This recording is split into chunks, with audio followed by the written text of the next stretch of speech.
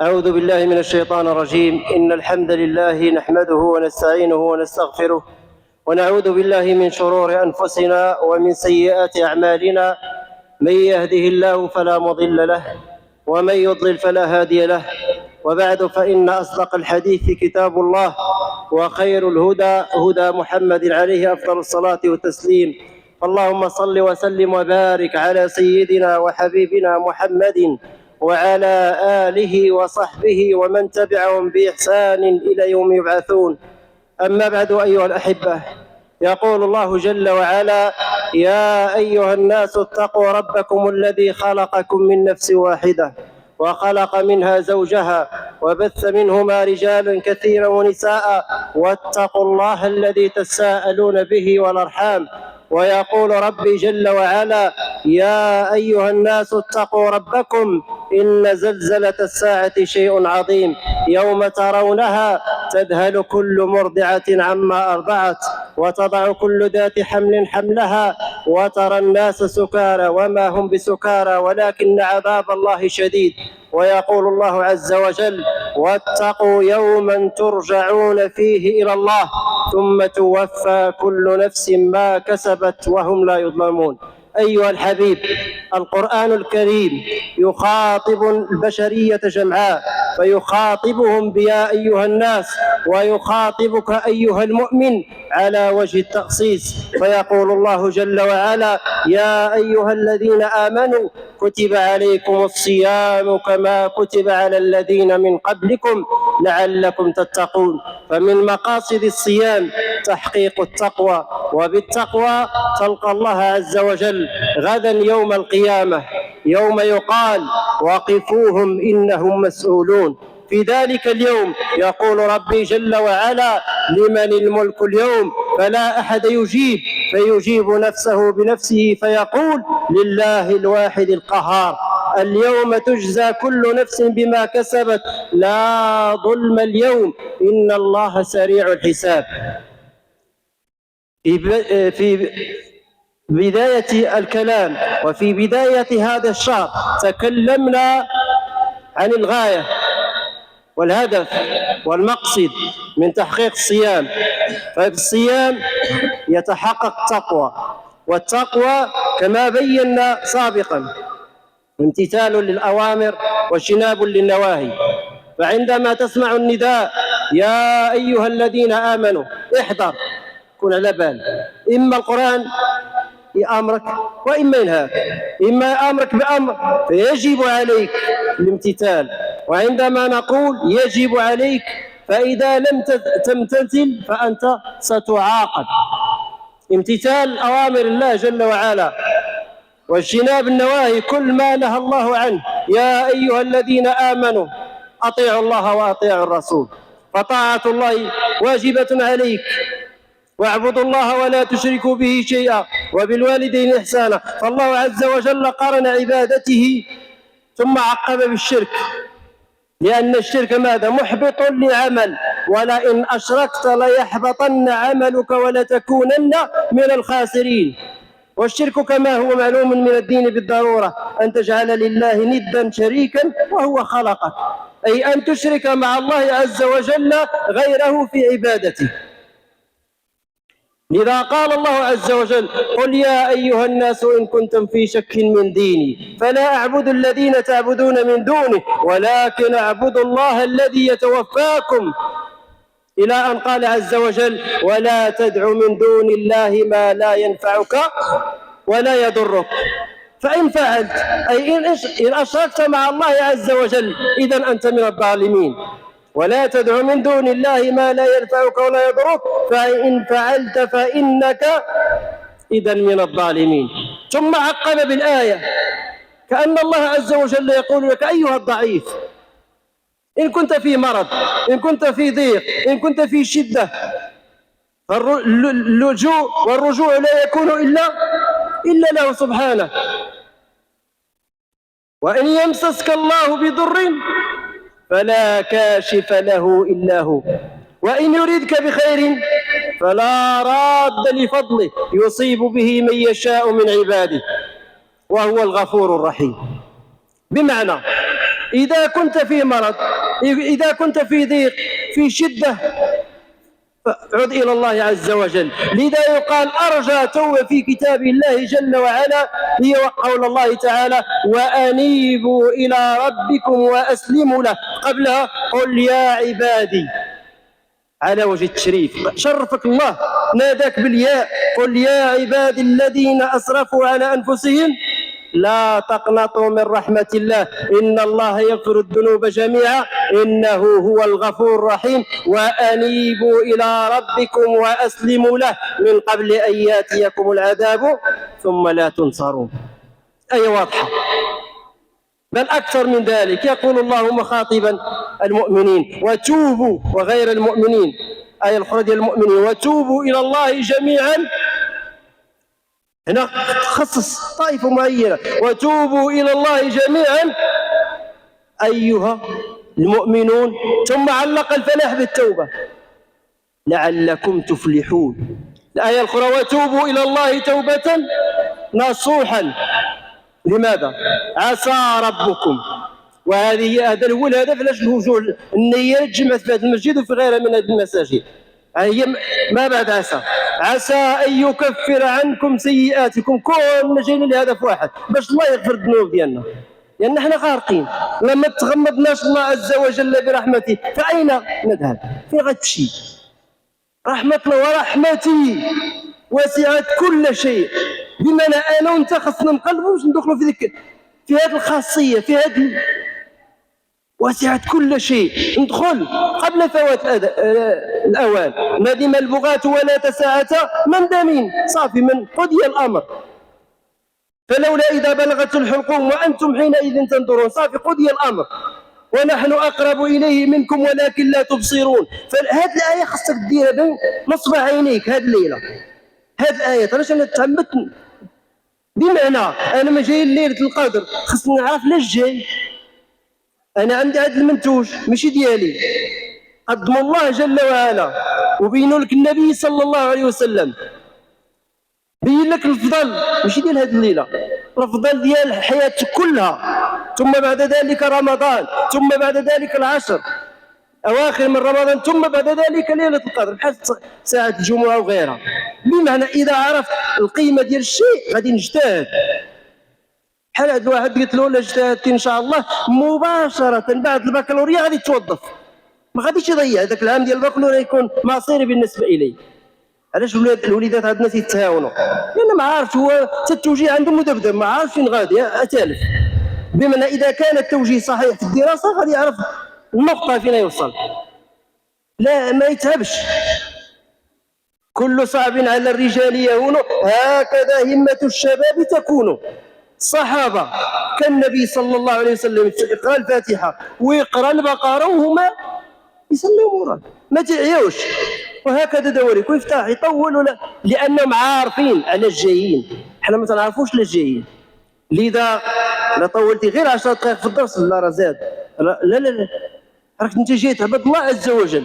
تقف بين يدي الجبار ونقول الله أكبر، أكبر مني ومنك ومن الدنيا كلها. الدنيا ديك التي لا تساوي شيء خليها موراك، ومن تخليها موراك ما تدخل الصلاة صافي تبقى في الصلاة فقط. واستشعر أن الملائكة معك، وهذا هو القرآن. بسم الله الرحمن الرحيم: إنا أنزلناه في ليلة القدر. شنو هو القرآن؟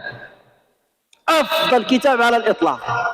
إنا أنزلناه، هذا القرآن في دي الليلة ديال ليلة القدر نزل من اللوح المحفوظ إلى السماء الدنيا، ثم بدأ ينزل على رسول الله صلى الله عليه وسلم حسب الوقائع والأحداث، حسب النوازل. من تكون شي نازلة من النوازل تتسأل الرسول صلى الله عليه وسلم فيجيب، لأنه يجيب بالوحي، ما ينطق عن الهوى إن هو إلا وحي يوحى. فالقرآن نزل في هذه الليلة: إنا أنزلناه في ليلة القدر، ليلة الشرف، ليلة الفضل. وما أدراك ما ليلة القدر، وما أدراك هذا الشرف يا محمد. مخاطب هو الرسول صلى الله عليه وسلم. حل قول الله عز وجل: وما أرسلنا من قبلك من رسول إلا يوحى إليه أنه لا إله إلا أنا فاعبدون. هذيك الكاف كاف الخطاب، والمخاطب هو الرسول. كلهم الأنبياء والرسل جاوا لهدف واحد، هو الناس يعرفوا الله عز وجل، التوحيد الصحيح، العقيدة الصحيحة، لأن العقيدة الصحيحة واحدة والعقائد الفاسدة كثيرة ما أكثرها.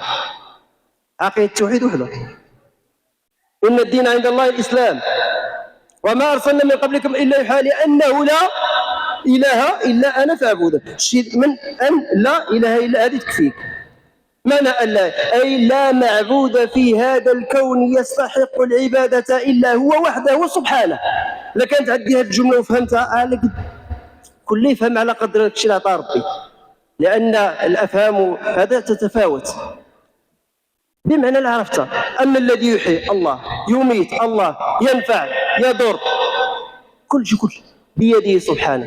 ومن تولي عادي هذا ترسخ في القلب، صافي انتهى الامر. ايش غادي ندير داك الشيء اللي امرنا به الله عز وجل. الله باش امرك وامر اهلك بالصلاه والصبر عليها لا نسالك رزقا نحن نرزقك، زيد، والعاقبه للتقوى. الايه الوحيده اللي فيها قسم بعد قسم وتوكيد بعد توكيد هي ايه الرزق، القران كله. وفي السماء رزقكم وما توعدون فورب السماء والارض انه لحق مثل ما تنطقون. قسم بعد قسم وتوكيد بعد توكيد باش يبين لك بان الرزق غير ارتاح. انا تكفلت به، الله عز وجل يقول لك انا تكفلت به، سلاح غير عبدني. وما خلقت الجن والانس الا ليعبدون، خلقك العباده. ما اريد منهم من رزق وما اريد ان يطعمون ان الله هو الرزاق ذو القوه المتين. لذا تلاحظون كل اللي جعل الله الرزق ديالو في الصوت ديالو، معلق عالمي مشهور يدخل اموال طائله من الصوت، كل ما دار ولا شيء. هي عرفنا ترك الاسباب جال والاعتماد عليها كفر، واللي كان الله بغى الله يرزقك غادي يرزقك من حيث لا تحتسب. غير خذ بالاسباب الحقيقيه، ماشي ديك الاسباب المزيفه. شنو هي الاسباب الحقيقيه؟ هي عبد الله حق العباد والله غادي يرزقك. وما توعدون فورب السماء والارض. هذا سبق السماء على الارض، هو في السماء والناس بغا يتحكموا فيه. اعز ما في عند الانسان شنو هو الوجه، دائما الى الاعلى، الا في مكان واحد هو مكان السجود، فيكون في مكان الخضوع والخنوع لله عز وجل. كل ما خلق الله وجهه الى اين؟ الى الاسفل، الا البشر. فرب السماء والارض انه نون تكيد لام لم تكيد لا حق مثل ما تنطقون. حنا كنا دايرين 9:30، غادي نزيدوا شويه.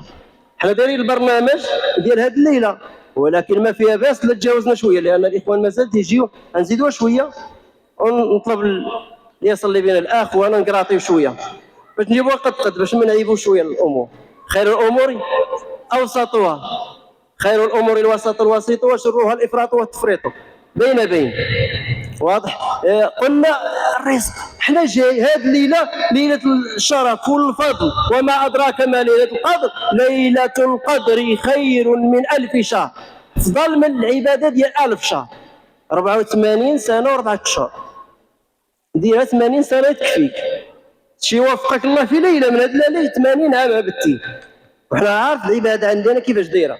العباده عندنا مذبذبه، لا جيتي تبقى تخيط وتفصل تلقى العشاء تنخرج منها بربوع غادي نصف، لان العباده عندنا ماشي الا من رحم ربك. لا الشخص صلى لا 100% الا القله، لان تيقول الله اكبر وتيخرج يمشي الدنمارك ويرجع.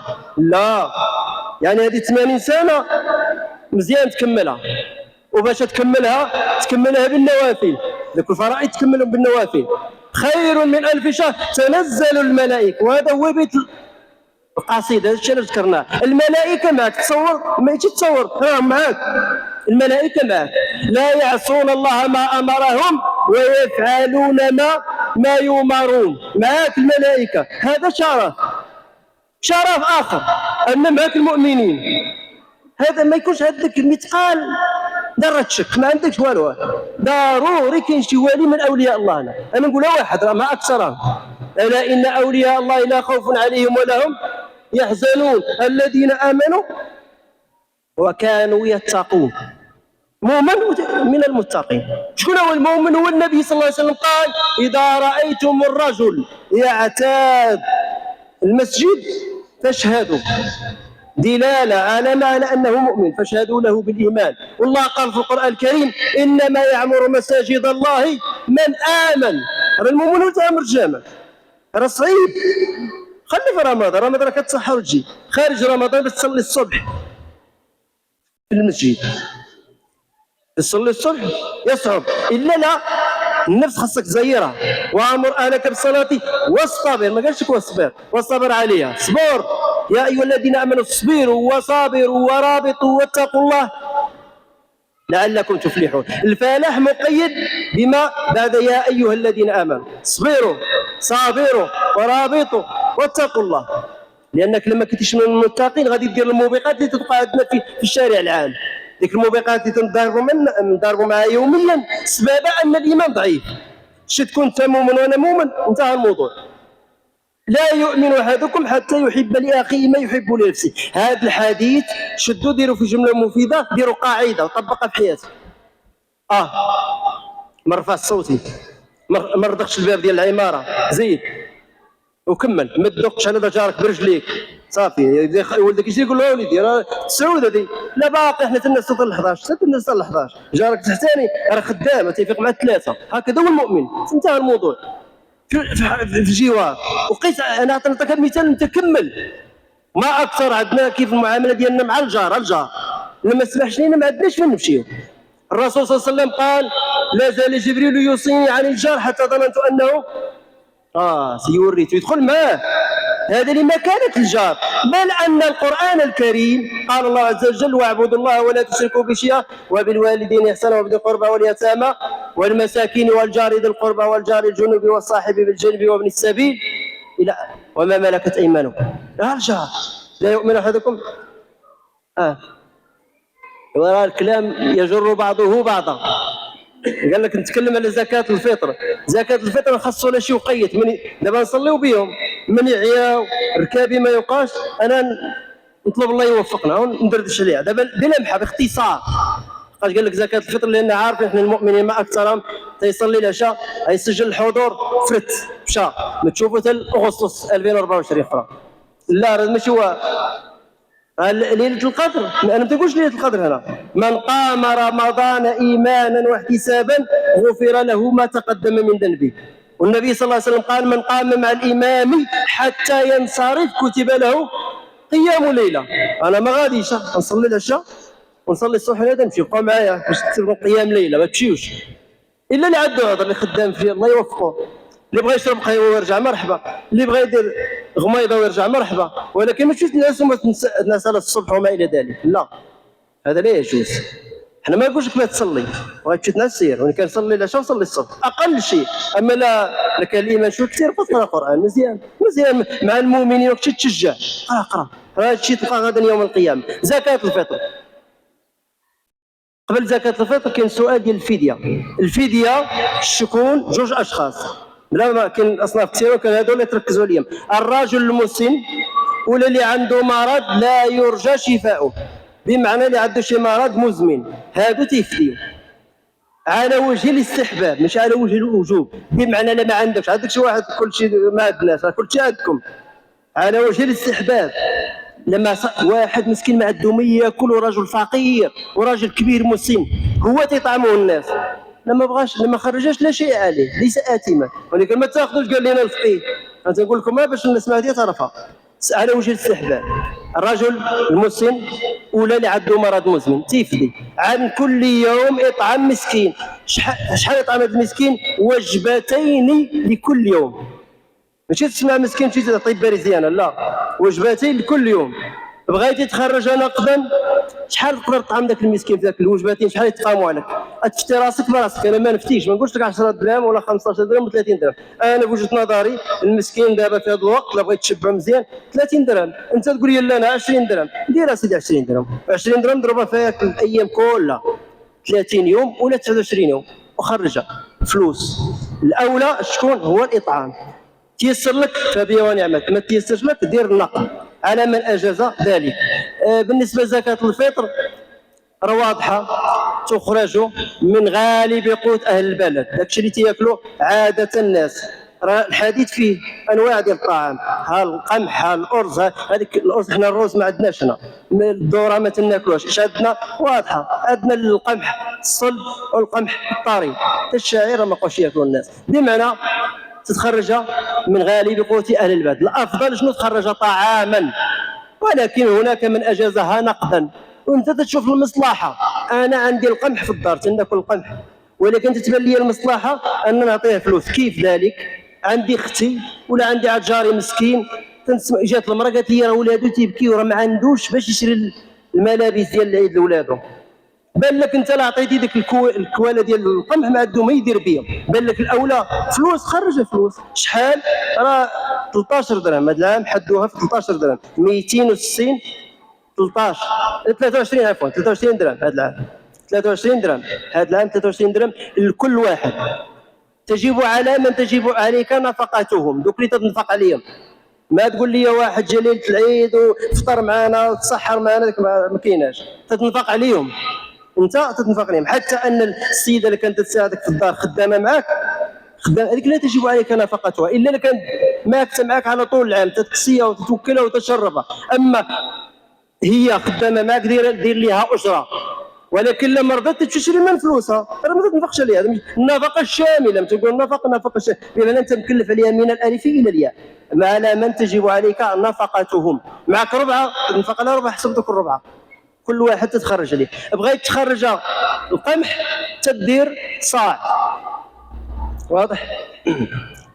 الصاع راه معروف، هو ذاك الاناء اللي كان يعبر به لكل شخص. بغيتي تعبرها بالطريقه التقليديه تتعبر 4 الحفنات لكل واحد. هذه 4 الحفنات اللي جبناها مد من مد النبي صلى الله عليه وسلم، 4 الحفنات هكذا، ماشي هكا وماشي هكا، بين واضح، لكل شخص. وتضربها في عدد الافراد اللي عندك في الدار وتتخرجها. امتى تخرج؟ الافضل هو بعد صلاه الصبح من يوم العيد الى صلاه العيد، هذا افضل وقت.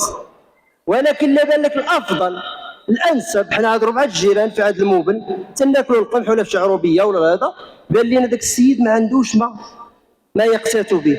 عرفنا راه عطينا داك القمح غادي يمشي يطحنو ويجيبو يدير به البغرير والبطبوط والمسمى نهار العيد يفرح وليداته ويعطيه.